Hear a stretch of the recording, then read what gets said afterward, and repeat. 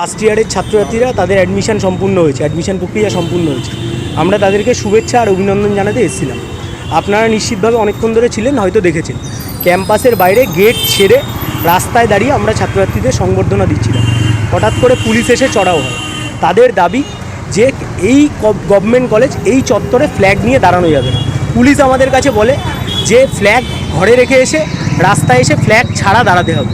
তখন আমরা যখন পাল্টা প্রশ্ন করি যে আমি যদি রাস্তায় বা ক্যাম্পাসের সামনে কোনো সংগঠনের পতাকা নিয়ে দাঁড়াই তাহলে সেক্ষেত্রে পুলিশের পারমিশন লাগবে কিনা, পুলিশ সেই নিয়ে কোনো উত্তর দিতে পারেনি। তখন পুলিশ পিছু হটেছে এবং তারপরে তুমুল বচসা, তারপরে বাধ্য হয় যে আমাদের এই পারমিশন দিতে, অনুমতি দিতে। এখন বিষয় হচ্ছে গত 15 বছর ক্যাম্পাসে এক গোষ্ঠী যারা গুন্ডা রাজ চালিয়েছে ক্যাম্পাস জুড়ে, সেখানে ছাত্রছাত্রীদের কথা বলার কোনো পরিসর ছিল না। আবার এখন তারাই জামা বদলে এখন জামাটা গেরুয়া হয়েছে, তারা ক্যাম্পাসের ভিতরে একই কার্যকলাপ চালাচ্ছে।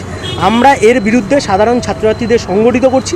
আমরা বলছি যে সমস্ত অংশের ছাত্রছাত্রীদের ঐক্যবদ্ধ করে এর বিরুদ্ধে লড়াই আন্দোলন সংগঠিত।